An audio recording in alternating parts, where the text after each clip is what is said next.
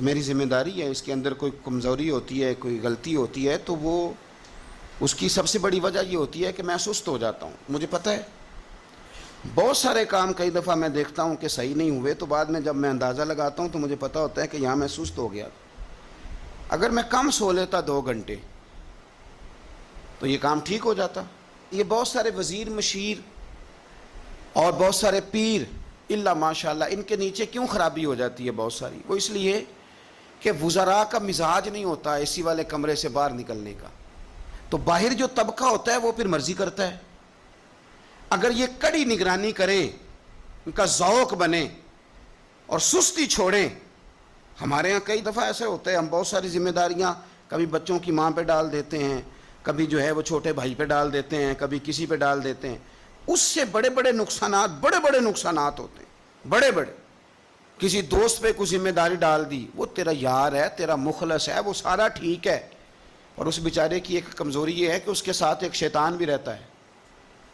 ضروری نہیں کہ وہ جان بوجھ کے کوئی غلطی کرے، اس کی نگرانی کر، اس کا احتساب کر، اس پر توجہ دے کہ وہ کیا کر رہا ہے. حضرت فاروق اعظم رضی اللہ تعالیٰ عنہ نے چھوٹی چھوٹی باتوں پہ توجہ کی، اور آپ نے ایک اصول بنایا. ایک اصول آپ کو یہ مل جائے گا، ابن جوزی علیہ رحمہ نے اس کو لکھا. حضرت عمر فرمایا کرتے تھے کہ حکومت چونکہ میری ہے تو ذمہ داری بھی. یہ نہیں فرماتے تھے کہ اداروں سے پوچھوں گا، متعلقہ آدمی سے پوچھوں گا، یہ نہیں فرماتے تھے. میں اس محکمے کے سربراہ کو، اس منسٹری کے وزیر کو، یہ بات نہیں ہوتی تھی. حکومت میری ہے تو ذمہ داری بھی میری ہے. حضرت عمر فاروق رضی اللہ تعالیٰ عنہ نے قانون بنایا، اور اس کو آپ سن لیتے ہیں، کبھی اس کو سمجھنا. انسان کو جو روٹی ملے گی، چھت ملے گی، دوائی ملے گی، کپڑا ملے گا، یہ ساری باتیں ٹھیک، لیکن حضرت عمر فرمانے لگے کہ اگر کوئی کتا بغیر پانی پیے مر گیا فرات کے کنارے صحرا میں، یعنی اس تک پانی نہیں پہنچا، انسان کی بات نہیں. یہاں تو عورتوں کو ہسپتال میں جگہ نہیں ملتی تو وہ رکشے میں بچے پیدا کر لیتی ہیں. یہاں تو بہت سارے لوگ ایسے ہیں جنہیں دوائی میسر نہیں آتی اور وہ مر جاتے. کتا اگر میری حکومت میں پیاسا مر گیا تو عمر فرماتے ہیں اللہ مجھ سے پوچھے گا کہ ڈیوٹی تو تیری تھی نا، ذمہ داری تو آپ کے صاحبزادے کہتے ہیں کہ ایک اونٹ زخمی ہو گیا، کسی نے اسے زخمی کر دیا. تاریخ الخلفاء میں امام جلال الدین سیوطی علیہ رحمہ نے لکھا ہے اونٹ زخمی ہو گیا، اونٹ کی نا گردن پر نشان لگ گیا زخم کا. اس زمانے میں طریقہ تھا کہ کپڑا جلا کے نا زخم پہ لگایا جاتا تھا. حضرت عمر فاروق رضی اللہ تعالیٰ عنہ نا، اب 60 سال عمر ہے، بوڑھے آدمی ہے، جسمانی طور پر بھی کمزوری آ جاتی ہے عمر کے حساب سے.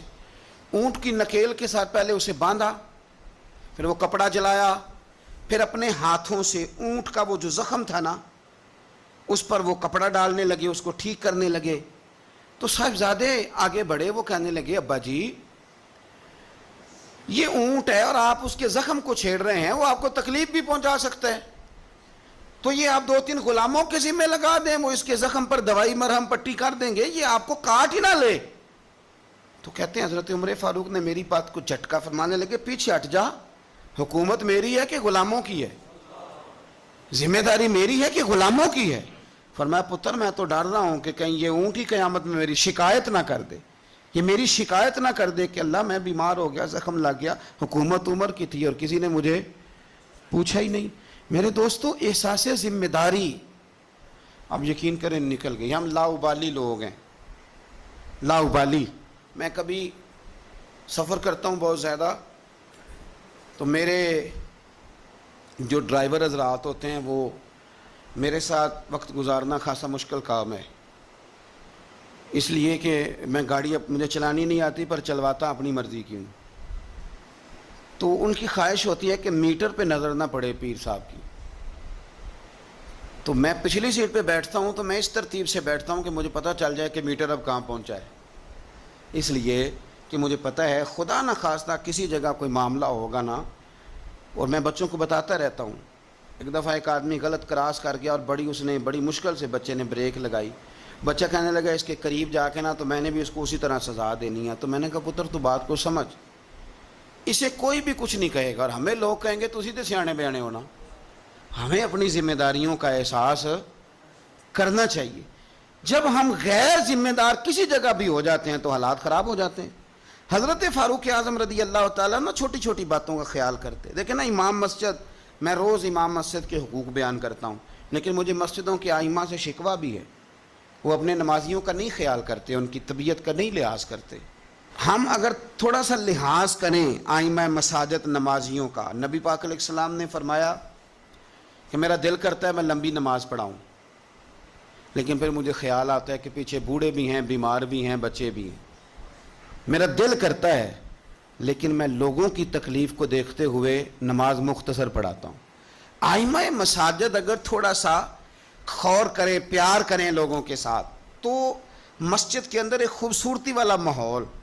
یار میرا مطلب ہے کچھ بندے ایسے ہوتے ہیں جو بیچارے غصہ کسی اور کا ہوتا ہے نکالتے مسجد آ کے ہوتے ہیں، تو گھر میں بھی تو دادا ابو کئی دفعہ اس طرح کار ہی لیتے ہیں نا.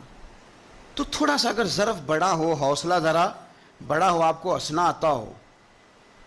نبی پاک صلی اللہ علیہ وسلم اکیلے بیٹھتے تھے تو متفکر بیٹھتے تھے، اکیلے ہوتے تھے تو سوچتے تھے، اکیلے ہوتے تھے تو سوچتے تھے. میری بات پہ غور کرنا، اکیلے ہوتے تھے تو سوچتے تھے، اور جب لوگوں کے بیچ بیٹھتے تھے تو ہنستے تھے.